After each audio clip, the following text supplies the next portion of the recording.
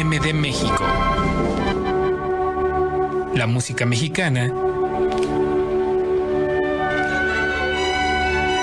en sus diversas formas, colores y sabores. Con M de México, conduce Michelle Vega.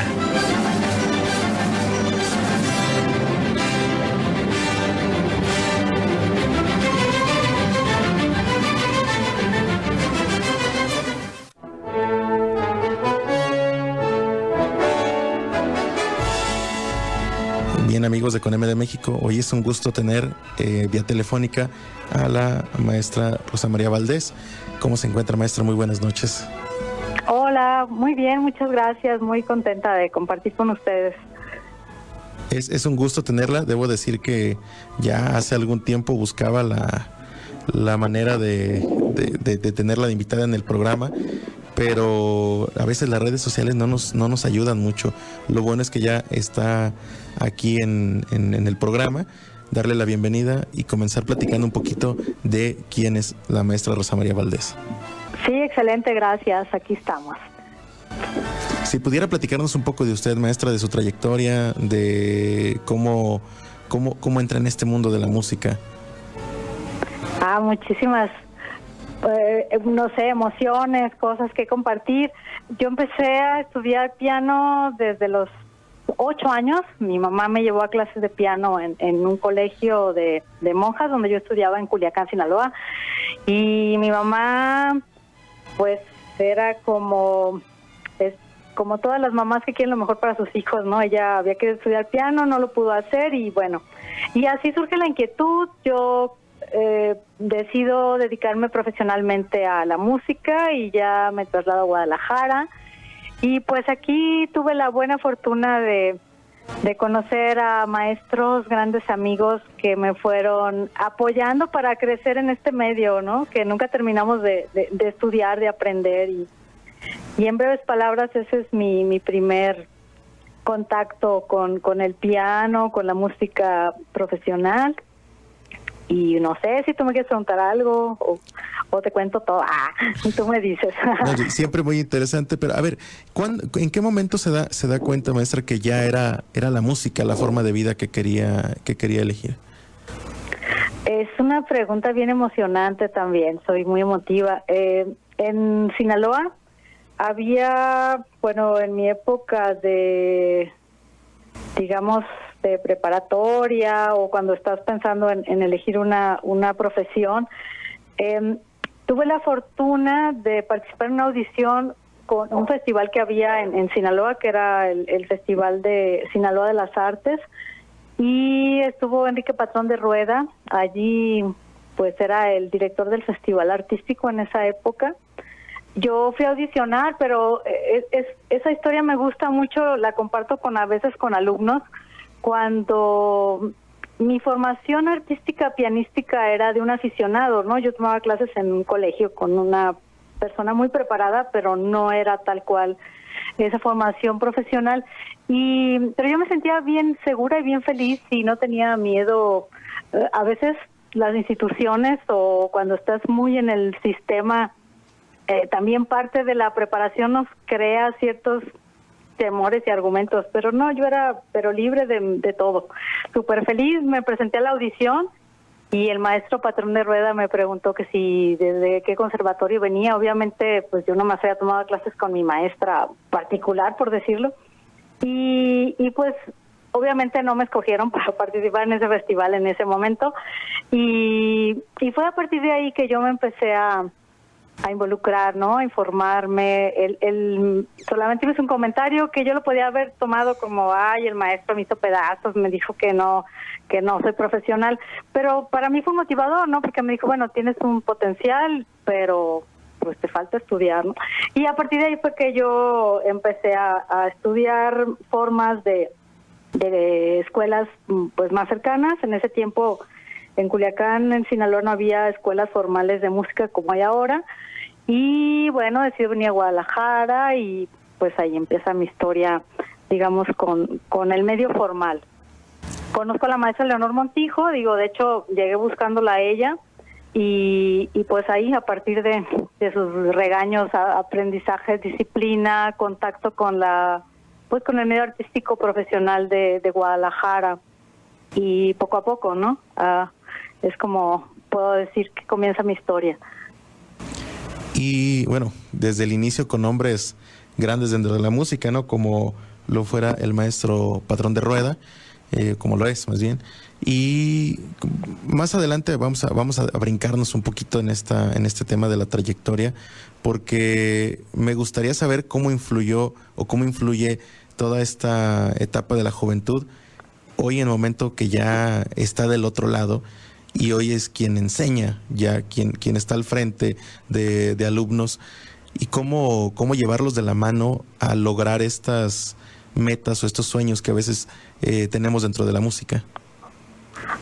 Sí, te quiero compartir también que en Culiacán yo empecé a dar clases desde los 16 años, que también lo hice de manera intuitiva, porque en la academia donde yo estudiaba, mi maestra era una religiosa y ya era una persona mayor. Digo, ahora que lo pienso, yo creo que tenía 60 años o 53, pero a mí se me hace una viejita, ¿verdad? No sé.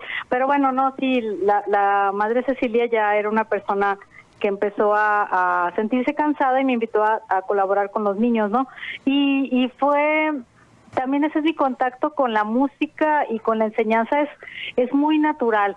No fue que yo primero estudié pedagogía para empezar a dar clases. Ahora ya lo hice, ¿no? Ya me fui, digamos, especializando, he hecho una maestría en didáctica de las artes y todo eso, pero siempre me gusta compartir esta parte que mi primer contacto con el escenario, mi primer contacto con las audiciones, con los maestros profesionales y con la enseñanza también fue de manera natural, y eso yo creo que me deja una huella también a la hora de yo estar un poco del otro lado, ¿no? Ahora como académica de la Universidad de Guadalajara, o cuando llega un alumno y me dice, maestra, tengo una audición para tal beca, o se trata de eso, ¿no? Yo creo que esta parte de... no sé, me permite como ser más dual o más flexible, o por lo menos así me siento, ¿no? Porque mi formación no fue estrictamente académica desde el inicio, y esto me permitió ese ver las dos caras de la moneda, ¿no? ¿Y esto en algún momento le ha tenido alguna, no digo problema, pero vamos, sabemos que los que estamos en el mundo de la música, que está como esta idea de que la academia es solamente lo más importante, ¿no? Este hecho de que iniciara de manera, digámoslo, no formal, y que vea que a final de cuentas tiene también eso, sus ventajas y sus beneficios, ¿ha tenido alguna, no sé, alguna rencilla con algún colega? Que sabemos que a veces hay algunos un poco cerrados o un poco de ideas muy a la antigua todavía. Sí, bueno, es curioso. Yo creo que también depende de cómo lo percibimos, ¿no? Personalmente, pues a mí me causa gracia, ¿no? A mí me da diversión. Mejor me divierto con estas, o por supuesto he tenido situaciones de esa forma, pero creo que también esta visión me permite comprender las dos caras, como te comentaba. El hecho de que muchas veces yo me he encontrado con personas que tienen una capacidad natural de tocar música popular, y llegan a la escuela de música formal y les cuesta mucho, ¿no?, adaptarse. Yo creo que todo tiene que ver con poder adaptarte a estas situaciones, ¿no? Y nada, sobre todo respetar la música, que finalmente la música está más allá de todos estos esquemas o digamos máscaras, lineamientos. Totalmente. Yo creo que la música está por encima de nosotros, ¿no? Es otra cosa. Entonces yo creo que es lo más valioso. Sí, la finalidad creo es la música, ¿no?, como tal. O sea, suena a lo mejor muy romantizado, pero esa es la finalidad. Sí, yo lo percibo de esa forma, y me siento muy contenta, y creo que en el caso de mis alumnos, pues también, ¿no? Es esa perspectiva, ¿no? esa visión del objetivo finalmente, ¿no? Llegar al objetivo y poder tomar las dos cosas. En la Escuela de Música de la Universidad de Guadalajara, de pronto llegan alumnos que tocan jazz maravillosamente y pueden hacer muy buena música clásica, ¿no? Y es válido. No podemos limitar o encasillar a una persona, ¿no? Porque no tiene cierta formación. Yo creo que es eso.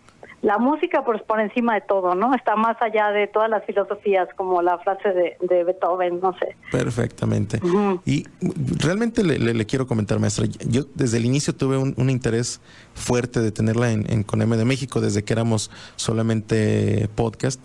Ahora que ya estamos respaldados por Radio Universidad, pues es un mayor gusto tenerla aquí, más que usted también forma parte de la Universidad de Guadalajara.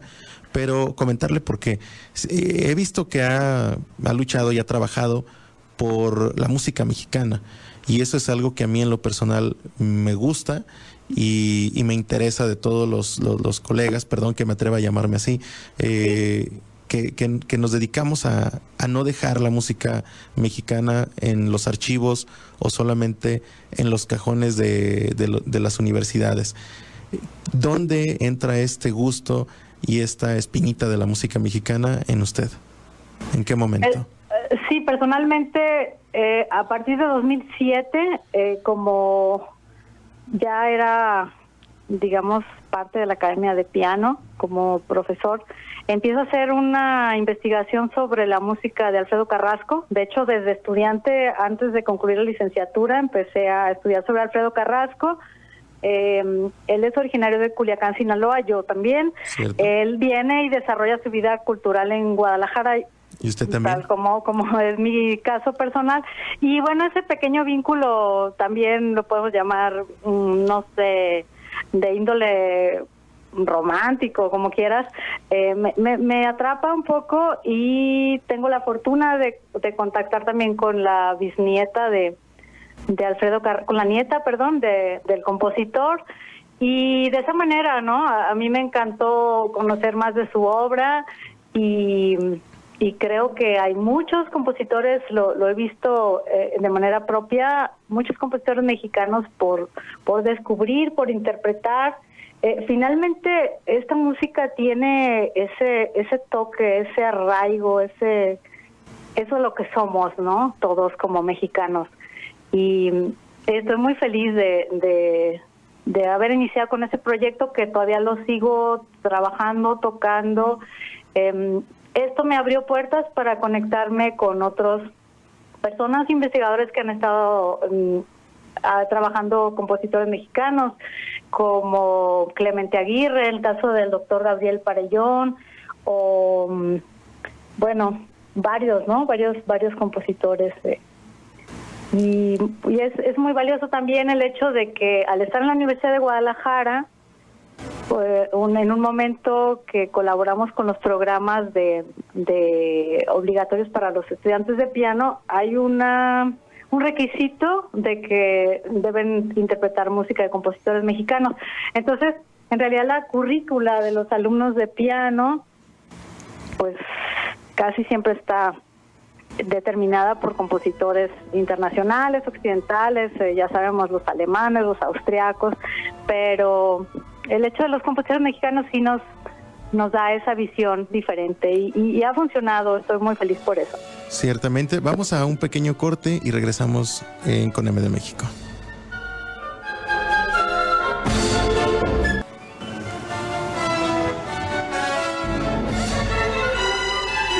La música mexicana en sus diversas formas.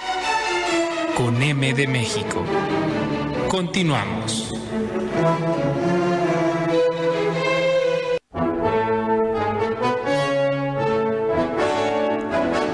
Seguimos en CONEME de México Radio, continuamos vía telefónica con la maestra Rosa María Valdés. Hablábamos de esta trayectoria tan interesante que cuenta, y también de la música mexicana, y este nombre tan particular que es Alfredo Carrasco. Maestra, debo decirle que mi primer acercamiento con él era en algunos libros de José Rolón, compositor de aquí de Zapotlán el Grande, de mi tierra, y donde se hacía referencia un poco a este nombre de Carrasco. En su caso, bueno, coterráneos ambos, pero una música muy interesante, ¿no? Si pudiera comentarnos un poco cómo visualiza, cómo describe la música de Carrasco desde su punto de vista, no solamente como investigadora, sino también como intérprete, que escuchábamos al inicio algunas obras de este disco, que vamos a platicar también de él, de una pianista para Alfredo Carrasco. Si es necesario hacer una agrupación o una delimitación a qué género musical pertenece la música de Alfredo Carrasco, definitivamente es el piano romántico del siglo XIX. Yo lo puedo definir como el Chopin mexicano. Digamos, otro aspecto de su música, el hecho que él tampoco, la obra básica, digamos, sus mazurcas, los valses, todas sus composiciones tienen esa peculiaridad propia del romanticismo, digamos, una línea melódica definida, obras pequeñas también, y su principal exposición artística es el piano. Entonces, es por eso que sí, es definitivamente un compositor romántico. Y otra característica del compositor Alfredo Carrasco es el hecho que él casi, la gran parte de su obra es autodidacta. Él recibe clases solamente de su maestro de capilla, que era en catedral, pero no toma lecciones fuera de México, digamos, y está influenciado más bien a través de las composiciones de los románticos que él tiene, ¿no? De las partituras que tenía de Federico Chopin, de Johannes Brahms, de los puristas románticos. Música audible, música que se disfruta bastante. Obviamente aprovecho como la gente que quiera escuchar este disco lo puede encontrar en Spotify. Muy buen disco, la verdad. Debo decirle que me encantó de inicio a fin. Las mazurcas, creo que es cierto el comentario, ¿no? Muy cercanas a las obras de Chopin. Y vamos también por este rubro. ¿Cómo se siente, maestra, de llevar este nombre pues a un grado como el que lo está llevando, ¿no? Que es no dejarlo que se olvide, estar con las grabaciones? Tengo entendido que también la edición de partituras, vamos, es una responsabilidad, pero también creo que queda un gusto, ¿no? Al final. En realidad es un camino que estamos haciendo juntos. Bueno, de mi parte, Alfredo Carrasco, ya son bastantes años. El proceso empezó primero con la grabación de este disco, que fue parte de un proyecto de beca. Apenas lo he subido a Spotify hace poco tiempo. Es una pianista para Alfredo Carrasco y tiene 5 mazurcas y esto de forma de vals, scherzo vals. La edición de estas partituras se realizó el siguiente año, 2008. Digamos que 2007 a 2010 fue todo este proceso de edición, de grabación y de estar presentando conciertos. Personalmente, pues estoy muy contenta de seguir realizando este proyecto y me da gusto también tener contacto con los familiares del compositor. Ellos aún, de hecho, hoy hablé con la nieta de Alfredo Carrasco, que déjame comentarte que fue algo curioso. La nieta es la señora Silvia Madrigal Carrasco. Ella vive en Ciudad de México y me llamó hoy en la mañana para comentarme que un hotel, creo que de Uxmal, que va a tener una sala especial como tipo museo con el nombre de Alfredo Carrasco. Entonces, es como una relación artística, este vínculo que tengo con el compositor, digamos, y creo que es valioso seguir nosotros como intérpretes o como maestros, o en tu caso que haces música, que estás haciendo difusión cultural. Yo creo que es una tarea que tenemos todos como mexicanos de valorar esto que está aquí y de hacerlo pues presente, ¿no? Claro, y también la importancia que quizá es algo muy grande, ¿no? Que queden estos precedentes para las nuevas generaciones de músicos, ¿no? Que al final de cuentas ya tienen acceso a partituras editadas, en su caso de Carrasco, o otros investigadores que han estado editando partituras de otros grandes compositores mexicanos, y que a veces ese es el problema de la difusión, ¿no? El encontrar el material, el encontrar, tener los archivos para poder practicar las obras y poderlas presentar. En este caso, bueno, ya está quedando un archivo, no sé si se hayan vendido todas las ediciones o haya ediciones en algún lugar donde se pueda tener acceso a ellas, para que también pues los pianistas que van comenzando la carrera o la trayectoria tengan acceso a ello, que creo que eso es lo más importante del tema, ¿no? Que quien no deja que se pierda la música, pues no solamente la escucha, sino también el intérprete. Claro, sí, en mi caso aprovecho este momento, este comentario que haces, te agradezco.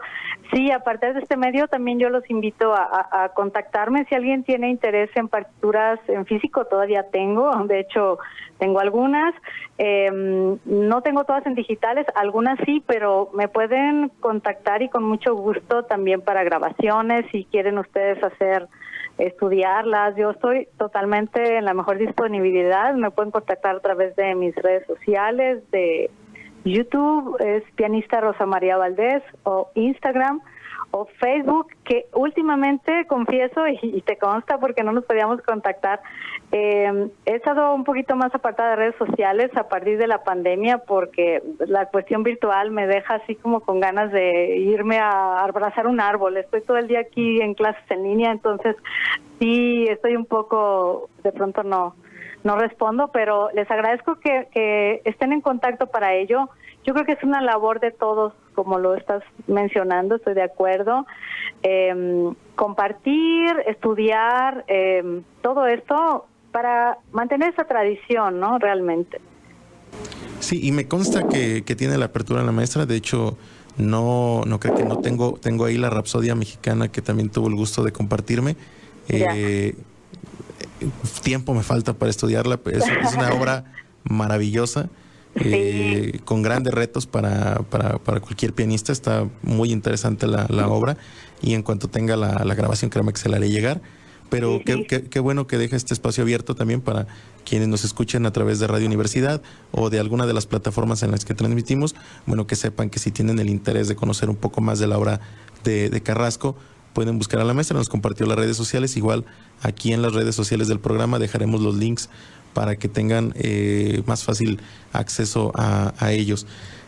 Antes de llegar a la parte final de esta entrevista, maestra, sí me gustaría, alguien con su experiencia, con su trayectoria, que pudiera recomendar, que pudiera comentar para toda esta nueva generación, estos jóvenes que están, quizá ahorita que estamos comenzando semestre, ¿no? Que van comenzando una trayectoria musical. ¿Qué les puede decir la maestra Rosa María Valdés a esta nueva generación? Hay algo que he aprendido en ese tiempo de pandemia, de mis alumnos y de mí misma, que tiene que ver con el hecho de, sabemos que estamos aquí en este mundo, en este planeta, para algo, para una misión, independientemente de lo que cada quien crea en su manera de pensar religiosa, moral. Pero cuando nosotros decidimos dedicarnos a la música o alguna de las artes, bueno, hablo de la música porque es mi pasión, es lo que siento que parte de lo que me tiene en esta vida aquí es la música. Y si alguien, algún estudiante, alguna persona decide dedicarse a esto, yo creo que este tiempo nos ha hecho realmente conectarnos y estar convencidos que si queremos hacerlo hay que hacerlo bien. Entonces, los invito a comprometerse realmente, pero de corazón, no nada más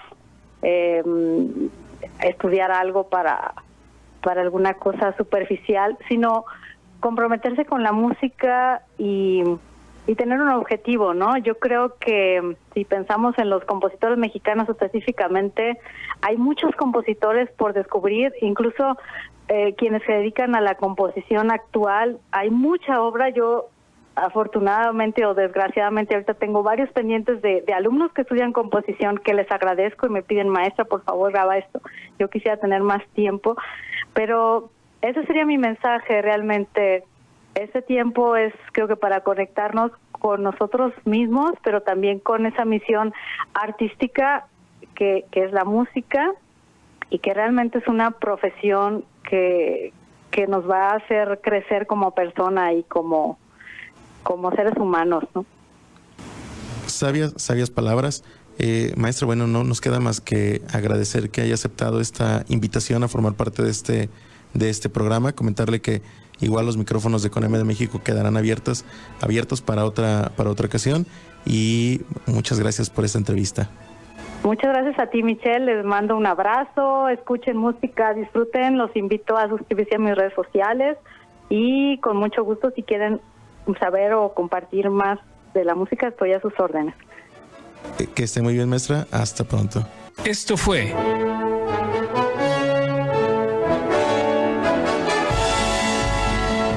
CONAME de México.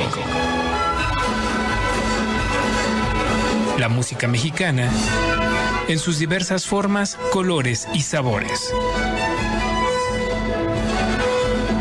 Escúchanos la siguiente semana a la misma hora y por la misma señal.